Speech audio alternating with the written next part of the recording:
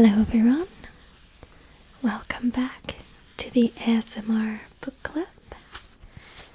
This is Catherine, and today we pursue our reading of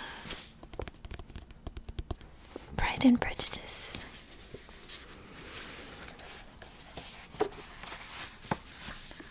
Part 3, Chapter 10. Elizabeth had the satisfaction of receiving an answer to her letter as soon as she possibly could. She was no sooner in possession of it than hurrying into the little copse, where she was least likely to be interrupted, she sat down on one of the benches and prepared to be happy, for the length of the letter convinced her that it did not contain a denial. Gracechurch Street, September 6th. My dear niece, I have just received your letter, and I shall devote this whole morning to answering it, as I foresee that a little writing will not comprise what I have to tell you. I must confess myself surprised by your application. I did not expect it from you. Don't think me angry, however, for I only mean to let you know that I had not imagined such enquiries to be necessary on your side. If you do not choose to understand me, forgive my impertinence. Your uncle is as much surprised as I am, and nothing but the belief of your being a party concerned would have allowed him to act as he had done. But if you are really innocent and ignorant, I must be more explicit. On the very day of my coming home from Longbourn, your uncle had a most unexpected visitor. Mr. Darcy called, and was shut up with him several hours. It was all over before I arrived, so my curiosity was not so dreadfully racked as yours seemed to have been. He came to tell Mr. Gardiner that he had found out where your sister and Mr. Wickham were, and that he had seen and talked with them both, Wickham repeatedly, Lydia once. From what I can collect, he left Derbyshire only one day after ourselves, and came to town with the resolution of hunting for them. The motive professed was his conviction of its being owing to himself that Wickham's worthlessness had not been so well known as to make it impossible for any young woman of character to love or confide in him. He generously imputed the whole of his mistaken pride, and confessed that he had before thought it beneath him to lay his private actions open to the world. His character was to speak for itself. He called it, therefore, his duty to step forward and endeavour to remedy an evil which had been brought on by himself. If he had another motive, I am sure it would never disgrace him. He had been some days in town before he was able to discover them, but he had something to direct his search which was more than we had, and the consciousness of this was another reason for his resolving to follow us. There is a lady, it seems, a Mrs. Young, who was some time ago governess to Miss Darcy, and was dismissed from her charge on some cause of disapprobation, though he did not say what. She then took a large house in Edward Street, and has since maintained herself by letting lodgings. This Mrs. Young was, he knew, intimately acquainted with Wickham, and he went to her for intelligence of him as soon as he got to town. But it was 2 or 3 days before he could get from her what he wanted. She would not betray her trust, I suppose, without bribery and corruption, for she really did know where her friend was to be found. Wickham, indeed, had gone to her on their first arrival in London, and had she been able to receive them into their house, they would have taken up their abode with her. At length, however, our kind friend procured the wished-for direction. He saw Wickham, and afterwards insisted on seeing Lydia. His first object with her, he acknowledged, had been to persuade her to quit her present disgraceful situation and return to her friends as soon as they could be prevailed on to receive her, offering his assistance as far as it would go. But he found Lydia absolutely resolved on remaining where she was. She cared for none of her friends. She wanted no help of his. She would not hear of leaving Wickham.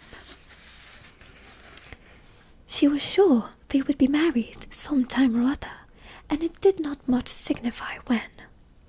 Since such were her feelings, it only remained, he thought, to secure and expedite a marriage, which, in his very first conversation with Wickham, he easily learned had never been his design.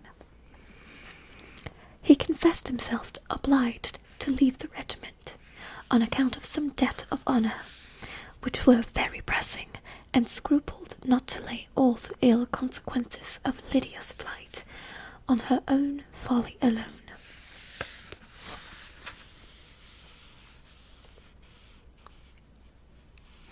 He meant to resign his commission immediately, and as to his future situation, he could conjecture very little about it.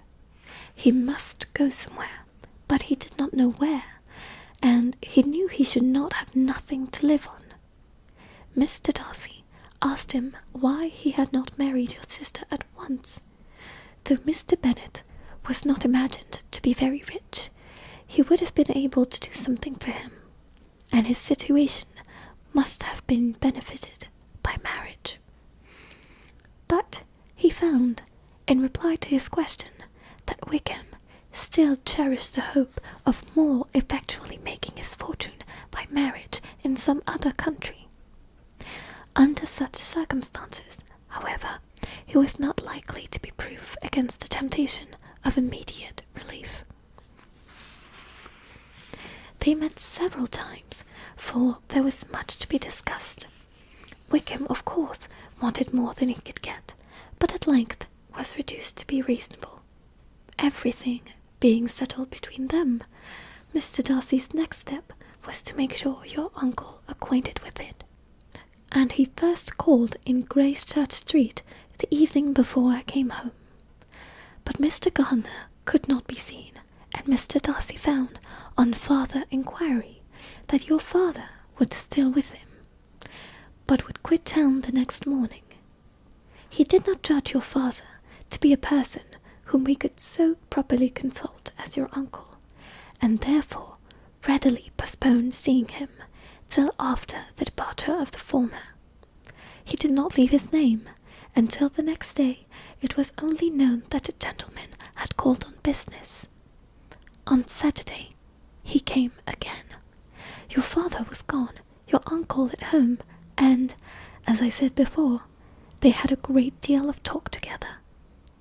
They met again on Sunday, and then I saw him too. It was not all settled before Monday. As soon as it was, the express was sent off to Longbourn, but our visitor was very obstinate. I fancy, Lizzie, that obstinacy is a real defect of his character, after all. He has been accused of many faults at different times, but this is the true one. Nothing was to be done that he did not do himself, though I am sure, and I do not speak it to be thanked, therefore say nothing about it. Your uncle would most readily have settled the whole.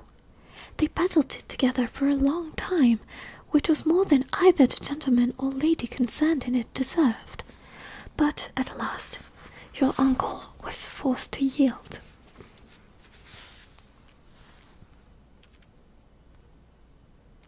And instead of being allowed to be of use to his niece, was forced to put up with only having the probable credit of it, which went sorely against the grain, and I really believe your letter this morning gave him great pleasure, because it required an explanation that would rob him of his borrowed feathers, and give the praise where it was due. But Lizzie, this must go no farther than yourself, or Jane at most. You know pretty well, I suppose, what has been done for the young people. His debts are to be paid, amounting, I believe, to considerably more than £1,000, another 1,000 in addition to her own settled upon her, and his commission purchased. The reason why all this was to be done by him alone was such as I have given above. It was owing to him, to his reserve, and want of proper consideration, that Wickham's character had been so misunderstood, and consequently that he had been received and noticed as he was. Perhaps there is some truth in this, though I doubt whether his reserve, or anybody's reserve, can be answerable for the event. But, in spite of all this fine talking, my dear Lizzie, you may rest perfectly assured that your uncle would never have yielded if we had not given him credit for another interest in the affair. When all this was resolved on, he returned again to his friends, who were still staying at Pemberley, but it was agreed that he should be in London once more when the wedding took place, and all money matters were then to receive the last finish. I believe I have now told you everything. It is a relation which you tell me is to give you great surprise. I hope at least it will not afford you any displeasure. Lydia came to us, and Wickham had constant admission to the house. He was exactly what he had been when I knew him in Hertfordshire. But I would not tell you how little I was satisfied with her behaviour while she stayed with us, if I had not perceived, by Jane's letter last Wednesday, that her conduct on coming home was exactly of a piece with it, and therefore what I now tell you can give you no fresh pain. I talked to her repeatedly in the most serious manner, representing to her all the wickedness of what she had done, and all the unhappiness she had brought on her family. If she heard me, it was by good luck, for I am sure she did not listen. I was sometimes quite provoked, but then I recollected my dear Elizabeth and Jane, and for their sakes had patience with her. Mr. Darcy was punctual in his return, and as Lydia informed you, attended the wedding. He dined with us the next day, and was to leave town again on Wednesday or Thursday. Will you be very angry with me, my dear Lizzie, if I take this opportunity of saying what I was never bold enough to say before, how much I like him? His behaviour to us has, in every respect, been as pleasing as when we were in Derbyshire. His understanding and opinions all please me. He wants nothing but a little more liveliness, and that, if he marry prudently, his wife may teach him. I thought him very sly. He hardly ever mentioned your name, but slyness seems the fashion. Pray forgive me if I have been very presuming, or at least do not punish me so far as to exclude me from Pemberley. I shall never be quite happy till I have been all around the park. A low phaeton with a nice little pair of ponies would be the very thing. But I must write no more. The children have been wanting me this half hour. Yours, very sincerely, M. Gardiner. The contents of this letter threw Elizabeth into a flutter of spirits, in which it was difficult to determine whether pleasure or pain bore the greatest share. The vague and unsettled suspicions which uncertainty had produced of what Mr. Darcy might have been doing to forward her sister's match, which she had feared to encourage as an exertion of goodness too great to be probable, and at the same time dreaded to be just, from the pain of obligation, were proved beyond their greatest extent to be true. He had followed them purposely to town. He had taken on himself all the trouble and mortification attendant on such a research, in which supplication had been necessary to a woman whom he must abominate and despise, and where he was reduced to frequently meet, reason with, persuade, and finally bribe the man whom he always most wished to avoid, and whose very name it was punishment to him to pronounce. He had done all this for a girl whom he could neither regard nor esteem. Her heart did whisper that he had done it for her, but it was a hope shortly checked by other considerations, and she soon felt that even her vanity was insufficient when required to depend on his affection for her. For a woman who had always refused him, as able to overcome a sentiment so natural as abhorrence against relationship with Wickham, brother-in-law of Wickham, every kind of pride must revolt from the connection. He had, to be sure, done much. She was ashamed to think how much, but he had given a reason for this interference, which asked no extraordinary stretch of belief. It was reasonable that he should feel he had been wrong. He had liberality, and he had the means of exercising it, and though she would not place herself as his principal inducement, she could, perhaps, believe that remaining partiality for her might assist his endeavours in a cause where her peace of mind must be materially concerned. It was painful, exceedingly painful, to know that they were under obligations to a person who could never receive a return. They owed the restoration of Lydia, her character, everything to him. Oh, how heartily did she grieve over every ungracious sensation she had ever encouraged, every saucy speech she had ever directed towards him. For herself she was humbled, but she was proud of him, proud that in a cause of compassion and honour he had been able to get the better of himself. She read over her aunt's commendation of him again and again. It was hardly enough, but it pleased her. She was even sensible of some pleasure, though mixed with regret, on finding how steadfastly both she and her uncle had been persuaded that affection and confidence subsisted between Mr. Darcy and herself. She was roused from her seat and her reflections by someone's approach, and before she could strike another path, she was overtaken by Wickham. "I am afraid I interrupt your solitary ramble, my dear sister," said he, as he joined her. "You certainly do," she replied with a smile, "but it does not follow that the interruption must be unwelcome." "I should be sorry indeed if it were. We were always good friends, and now we are better." "True. Are the others coming out?" "I do not know. Mrs. Bennet and Lydia are going in the carriage to Meridian, and so, my dear sister, I find from our uncle and aunt that you have actually seen Pemberley." She replied in the affirmative. "I almost envy you the pleasure, and yet I believe it would be too much for me, or else I could take it in my way to Newcastle.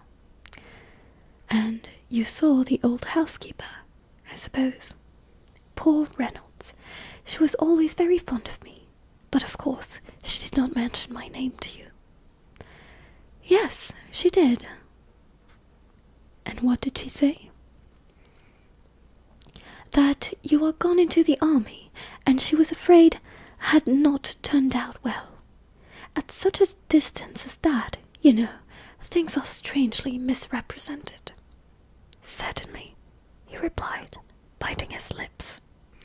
Elizabeth hoped she had silenced him, but he soon afterwards said, "I was surprised to see Darcy in town last month. We passed each other several times. I wonder what he can be doing there." "Perhaps preparing for his marriage with Mr. Berg," said Elizabeth. "It must be something particular to take him there at this time of year." "Undoubtedly. Did you see him while you were at Lambton? I thought I understood from the gardeners that you had." "Yes, he introduced us to his sister." "And do you like her?" "Very much." "I have heard, indeed, that she is uncommonly improved within this year or two. When I last saw her, she was not very promising." "I am very glad you liked her. I hope she will turn out well." "I dare say she will. She has got over the most trying age." "Did you go by the village of Climpton?"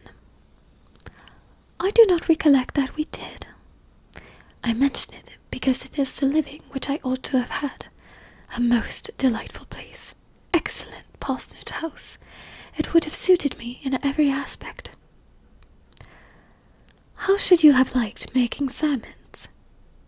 "Exceedingly well. I should have considered it as part of my duty, and the exertion would soon have been nothing. One ought not to repine, but to be sure, it would have been such a thing for me. The quiet, the retirement of such a life would have answered all my ideas of happiness. But it was not to be." "Did you ever hear Darcy mention the circumstance when you were in Kent?"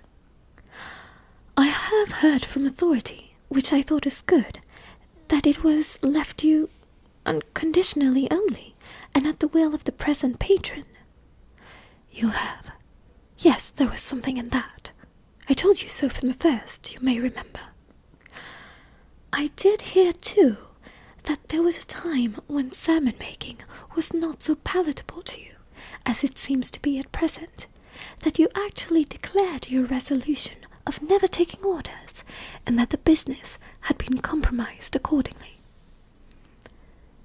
"You did, and it was not wholly without foundation. You may remember what I told you on that point, when first we talked of it." They were now almost at the door of the house, for she had walked fast to get rid of him, and unwillingly, for her sister's sake, to provoke him, she only said in reply, with a good-humoured smile, "Come, Mr. Wickham, we are brother and sister, you know. Do not let us quarrel about the past. In future, I hope we shall always be of one mind." She held out her hand. He kissed it with affectionate gallantry, though he hardly knew how to look, as they entered the house. Chapter 11. Mr. Wickham was so perfectly satisfied with this conversation that he never again distressed himself or provoked his dear sister Elizabeth by introducing the subject of it, and she was pleased to find that she had said enough to keep him quiet. The day of his and Lydia's departure soon came, and Mr. Bennet was forced to submit to a separation, which, as her husband by no means entered into a scheme of their all going to Newcastle, was likely to continue at least a 12-month. "Oh, my dear Lydia," she cried, "when shall we meet again?" "Oh, Lord, I don't know. Not these 2 or 3 years, perhaps." "Write to me very often, my dear." "As often as I can. But you know, married women have never much time for writing. My sisters may write to me. They will have nothing else to do." Mr. Wickham's adieus were much more affectionate than his wife's. He smiled, looked handsome, and said many pretty things. "He is a fine fellow," said Mr. Bennet, as soon as they were out of the house, "as I ever saw. He simpers and smirks and makes love to us all. I am prodigiously proud of him. I defy even Sir William Lucas himself to produce a more valuable son-in-law. The loss of her daughter made Mrs. Bennet very dull for several days. I often think, said she, that there is nothing so bad as parting with one's friends. One seems so forlorn without them. This is the consequence, you see, madam, of marrying a daughter, said Elizabeth. It must make you better satisfied that your other 4 are single. It is no such thing. Lydia does not leave me because she is married, but only because her husband's regiment happens to be so far off. If that had been nearer, she would not have gone so soon. But the spiritless condition which this event threw her into was shortly relieved, and her mind opened again to the agitation of hope by an article of news which then began to be in circulation. The housekeeper at Netherfield had received orders to prepare for the arrival of her master, who was coming down in a day or two to shoot there for several weeks. Mrs. Bennet was quite in the fidgets. She looked at Jane and smiled and shook her head by turns. Well, well, and so Mr. Bingley is coming down, sister, for Mrs. Phillips first brought her the news. Well, so much the better. Not that I care about it, though. He is nothing to us, you know, and I am sure I never want to see him again. But, however, he is very welcome to come to Netherfield, if he likes it. And who knows what may happen, but that is nothing to us. You know, sister, we agreed long ago never to mention a word about it. And so, is it quite certain he is coming? You may depend on it, replied the other, for Mrs. Nicholls was in Meryton last night. I saw her passing by, and went out myself on purpose to know the truth of it. And she told me that it was certain true. He comes down on Thursday, at the latest, very likely on Wednesday. She was going to the butcher's, she told me, on purpose to order some more meat on Wednesday, and she has got 3 couple of ducks just fit to be killed. Miss Bennet had not been able to hear of his coming without changing colour.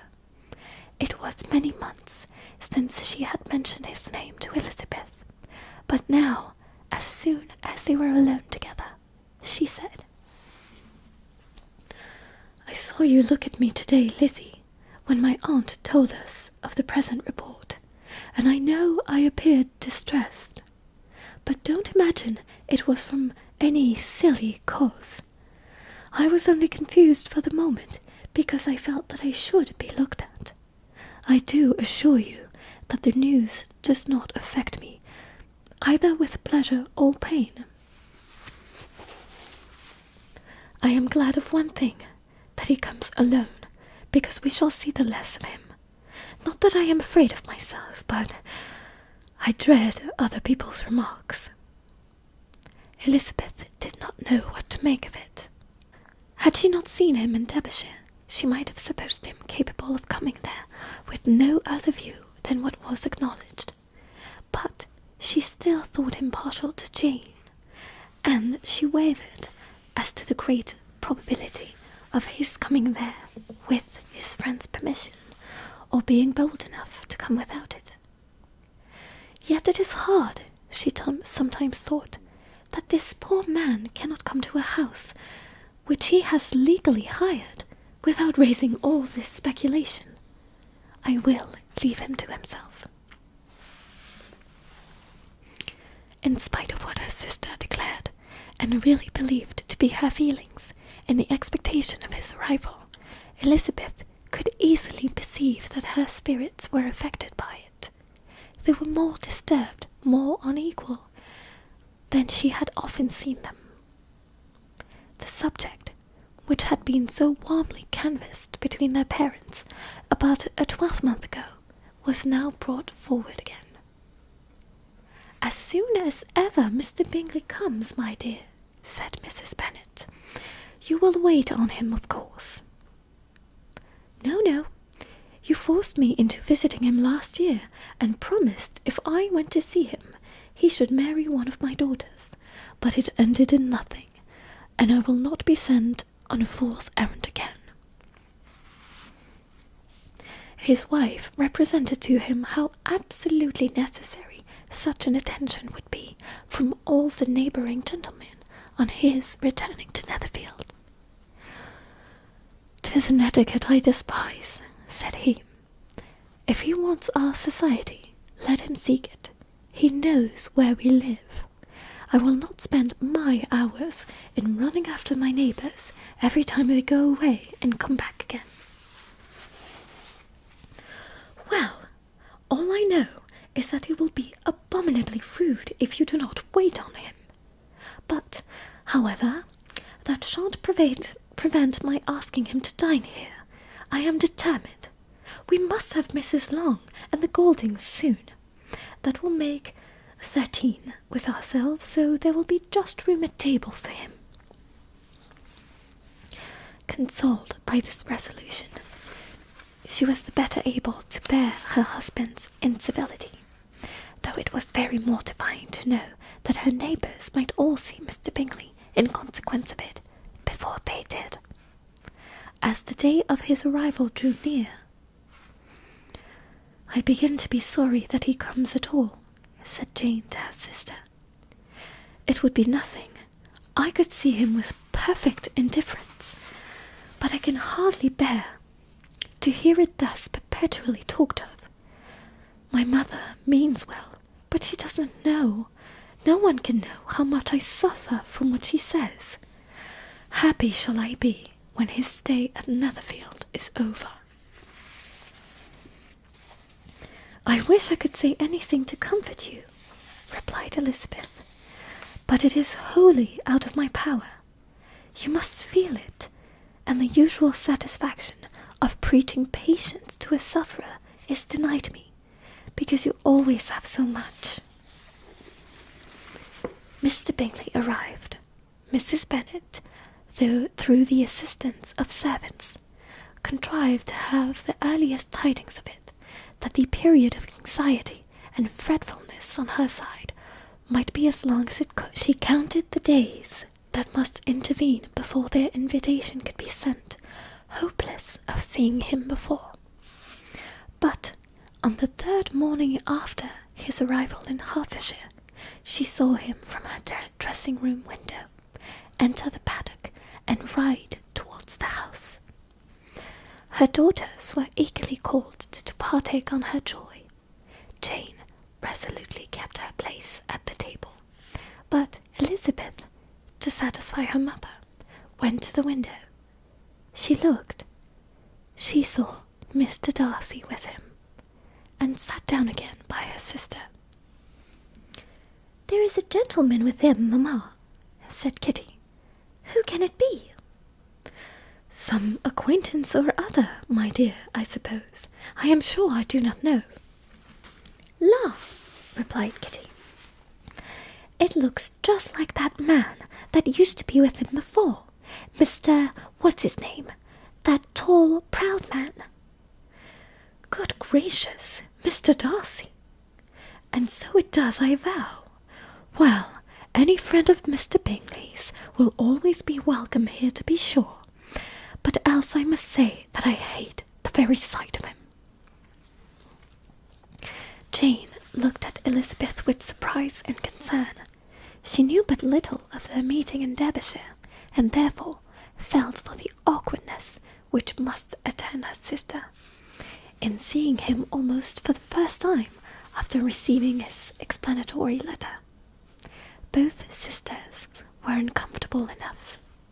Each felt for the other, and of course for themselves, and their mother talked on of her dislike of Mr. Darcy, and her resolution to be civil to him only as Mr. Bingley's friend. without being heard by either of them. But Elizabeth had sources of uneasiness which could not be suspected by Jane, to whom she had never yet had the courage to show Mrs. Gardner's letter, or to relate her own change of sentiment towards him. To Jane, he could only be a man whose proposals she had refused, and whose merit she had undervalued, but to her own more extensive information, he was the person to whom the whole family were indebted for the first of benefits, and whom she regarded herself with an interest, if not quite so tender, at least as reasonable and just as what Jane felt for Bingley. Her astonishment at his coming to Netherfield, to Longbourn, was involuntarily seeking her again, was almost equal to what she had known on first witnessing his altered behaviour in Derbyshire. The colour, which had been driven from her face, returned for half a minute with an additional glow, and a smile of delight added lustre to her eyes, as she thought of that space of time that his affection and wishes must still be unshaken. But she would not be secure. "Let me first see how he behaves," said she. "It will then be early enough for expectation."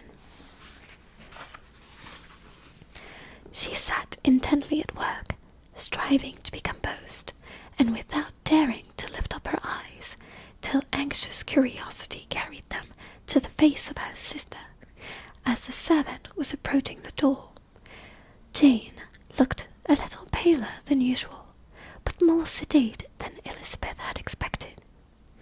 On the gentleman's appearing, her colour increased, yet she received them with tolerable ease, and with a propriety of behaviour equally free from any symptom of resentment or any unnecessary complaisance.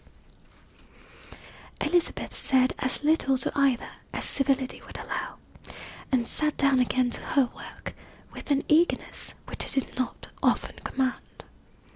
She had ventured only one glance at Darcy. He looked serious as usual, and she thought, more as he had been used to look in Hertfordshire, than as she had seen him at Pemberley. But perhaps he could not, in her mother's presence, be what he was before her uncle and aunt. It was a painful, but not an improbable, conjecture.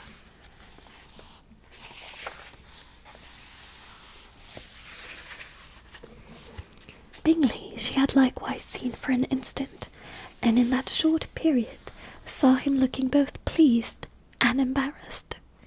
He was received by Mrs. Bennet with a degree of civility which made her two daughters ashamed, especially when contrasted with the cold and ceremonious politeness of her curtsy and address to his friend. Elizabeth particularly, who knew that her mother owed to the latter the preservation of her favourite daughter from irremediable infamy, was hurt and distressed to a most painful degree by a distinction so ill applied.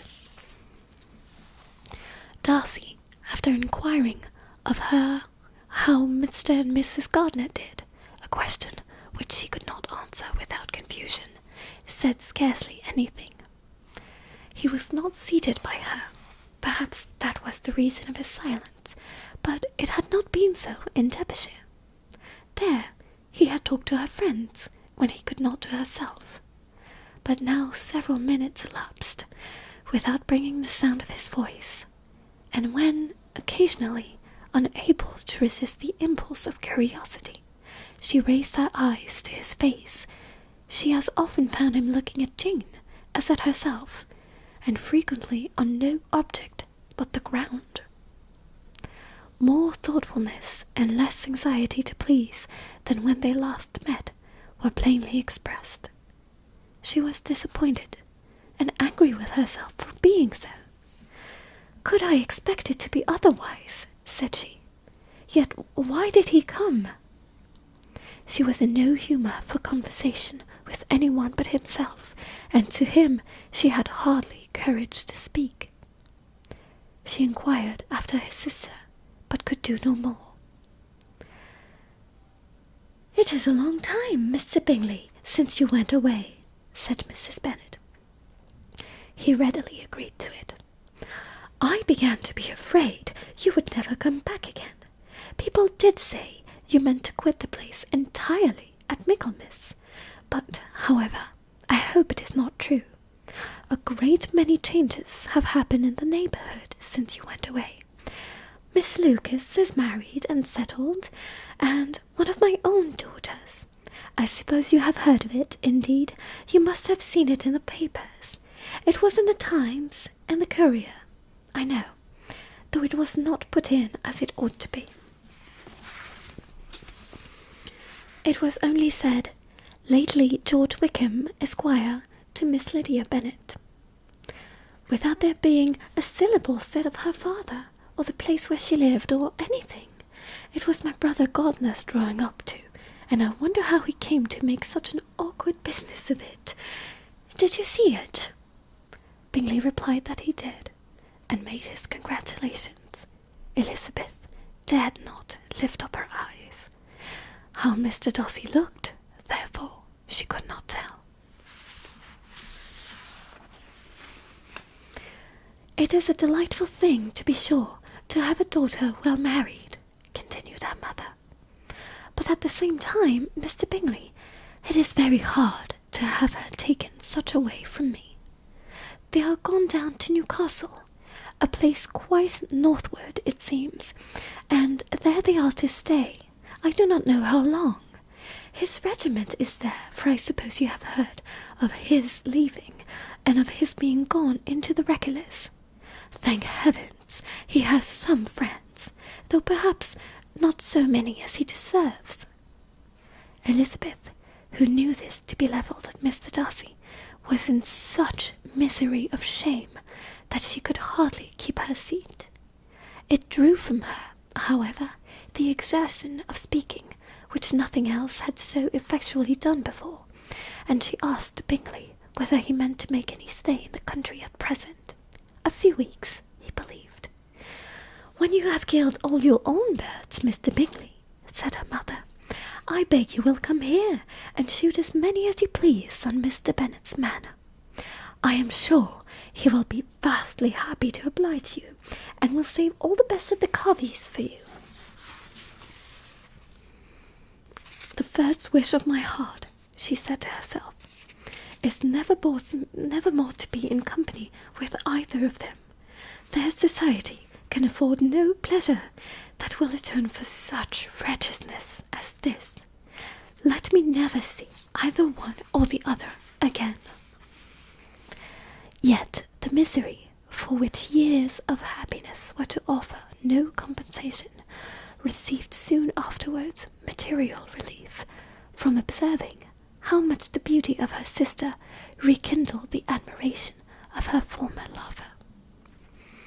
When first he came in, he had spoken to her but little, but every 5 minutes seemed to be giving her more of his attention.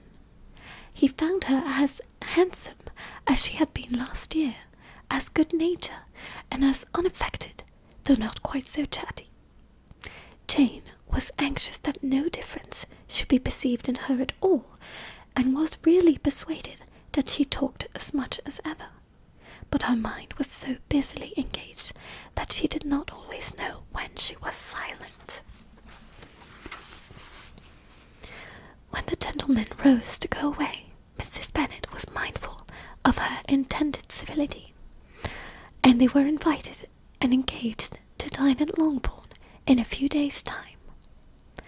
"You are quite a visit in my debt, Mr. Bingley," she added, "for when you went to town last winter, you promised to take a family dinner with us as soon as you returned.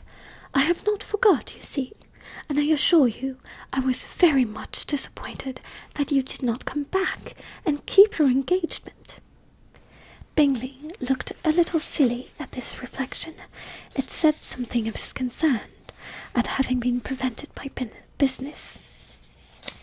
Then they went away. Mrs. Bennet had been strongly inclined to ask them to stay and dine there that day, but though she always kept a very good table, she did not think anything less than 2 courses could be good enough for a man on whom she had such anxious designs, or satisfied the appetite and pride of one who had 10,000 a year.